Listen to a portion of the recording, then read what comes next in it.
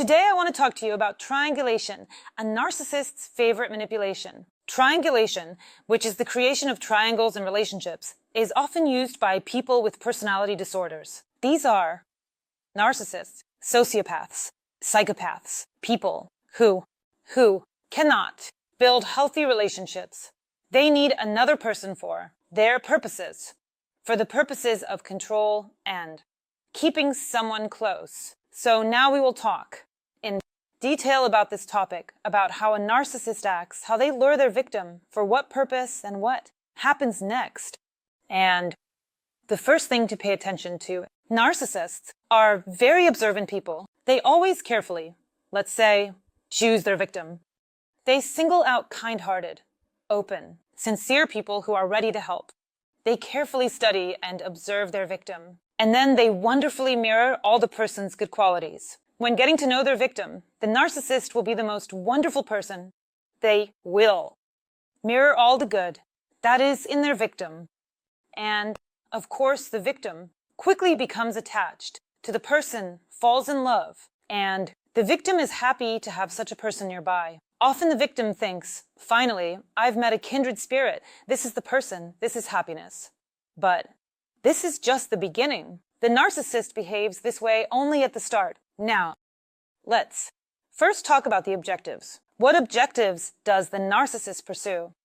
The first is boosting their own self-esteem. The narcissist needs to boost their self-esteem because it is very low. There could be reasons from parents who, for example, made a brother and sister compete for their affection, or some relatives. In other words, the problem often stems from childhood, or a cold mother who, with her entire demeanor, showed that she did not love her own child.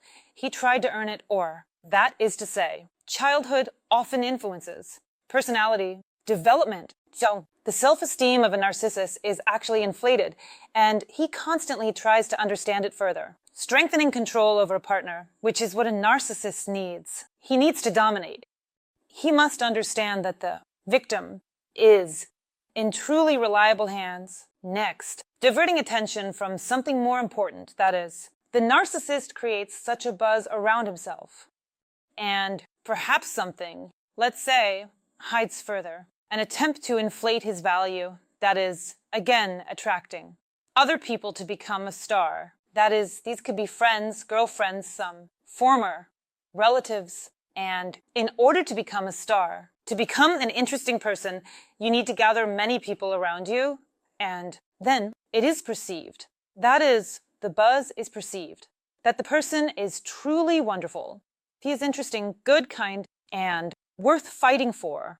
So the narcissist creates this buzz around himself, attracting people to him in various ways. And then the victim wants to fight to stay close to him further, provoke the partner into a quarrel. That is, one of the narcissist's tasks is further entertainment to fill the void for the narcissist. This game of push and pull, that is, he behaves this way with his victim, meaning to provoke the partner into feeling hurt, you could say, and develop entertainment to fill the void. This can even be combined into one point. First, he provokes the partner into feeling hurt, meaning he creates the situation himself and convinces the partner that they are at fault. Gaslighting may be present here, and the partner begins to doubt their own sanity. What does he do at this moment? The narcissist brings in other people who say, yes, you are indeed wrong. And now, the partner, the victim thinks, yes, I am indeed behaving badly. If everyone around believes I am acting wrongly, then I must be wrong. This means there is something wrong with me, and a reasonable, healthy person starts doubting themselves and their sanity. They begin to think there is something wrong with their behavior, that there is something not right with them. So, at the moment when the partner, the victim, feels coldness and starts feeling bad, at that moment the narcissist is enjoying themselves. Then he draws the partner back in again, meaning there's another glimpse of something good in life, and once again the victim thinks everything is wonderful. Everything is fine, but this period doesn't last as long as it did in the beginning, and once again some third parties appear again. A quarrel is provoked, and once again everything is bad. So the main task of the narcissist is control, attention, and adoration. These three aspects are important to him. He must control his victim. He needs attention not only from the victim, but also from others. He needs to be adored. And he achieves this when he keeps his victim on a short leash, meaning they also cannot leave him. She is afraid of losing such a wonderful person. There's such a buzz around him. Everyone loves him. And the victim, it turns out, is not a very good person. And the narcissist receives even more adoration. What does the victim do at this moment? She tries. She wants to be better. She wants to earn the narcissist's love. She wants to achieve it. And at this moment, the narcissist feels that very pleasure. He realizes that the trap has snapped shut. The person is caught. Moving on. What types of triangulation are there? That is, who do they attract into their triangles? Daffodils. And the first us, friends. That is, the narcissist pulls into the relationship. For example, if it's a man, he brings in another woman, a colleague or a friend, an acquaintance or an ex, and says, no, we're just friends, but he himself provokes this person, for example, this woman, so that she hopes for something more. He brings her in and thereby creates competition. The partner starts to get nervous at this point. Next, this admirer, he's stalking me. Again, a woman or a man starts constantly talking about a partner, possibly even imaginary, who may not exist, who is stalking, again provoking their partner victim into the reactions necessary for the manipulative narcissist. Emotions. Again, the victim is in a state where they are afraid of losing, in a state where they are ready to try, ready to fight for their person, and actually do not understand what is happening around them next. An unfinished story with an ex. All narcissists have such stories, and they deliberately don't cut off. Let's say all loose ends, and yes, all unfinished stories with exes, which for some continue for a while. There most likely are people with some disorders, narcissistic or psychopathic. So if you see that the relationships seem unfinished with exes and your partner, the manipulative narcissist constantly talks about how the ex called, was interested, how they deliberately pull them into the relationship. This is necessary to have more control over you. Next, thank you. It's like a bird in the hand when they tell the partner that they are not that important. And, for example, a woman dreams of another man, that is, a woman with narcissistic disorder, dreams of another man. Maybe. She doesn't actually dream of him, but tells her man that she dreams of having a man by her side, with a certain set of virtues, and he is just a temporary stop, that he is not worthy of her. And this is yet another manipulation. Next, comparison with the immediate surroundings, not in favor of the partner. That is, it could be friends, acquaintances, close ones, and relatives. This is done intentionally. Again, to make the partner afraid of losing. They're such a wonderful personality, this narcissist. They deliberately lower self-esteem, trample on the personality. And in fact, after a relationship with a narcissist, after these triangles, a person really needs a long time to recover, because relationships, healthy relationships, are always about the absence of third parties. It's always a relationship where two people decide. Some problems, some difficulties arise, some compromise, where they talk, where they consider the other's feelings, when there's no need to resort to manipulations, because there's no need to do that when there's sincerity in a relationship. That's what healthy relationships are. But take a close look at your relationships if you find yourself in relationships where third parties constantly appear. Look when one person disappears. Does a new person appear? Do you feel pain in these relationships? Or is it something else? All of this is done specifically for you so that you fear losing, so that you are kept under complete control and under the power of this narcissist. And there might also be a type like an influential person. That is, a relative or parent is brought in. And so, for example, a girl tells her boyfriend that his parents, or rather her father, is against it. That is, possibly there is some truth to it, but often in reality, there is none at all.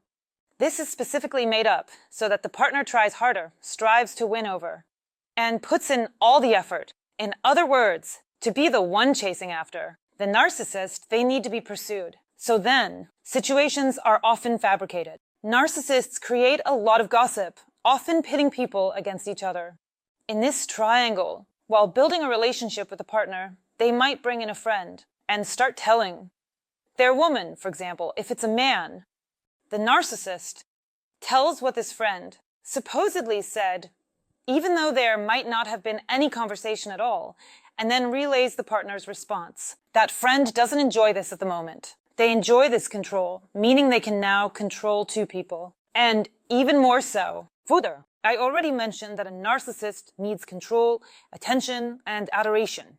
This is what he strives for, what he wants. At this moment, he is happy when there are a certain number of people around him who adore him.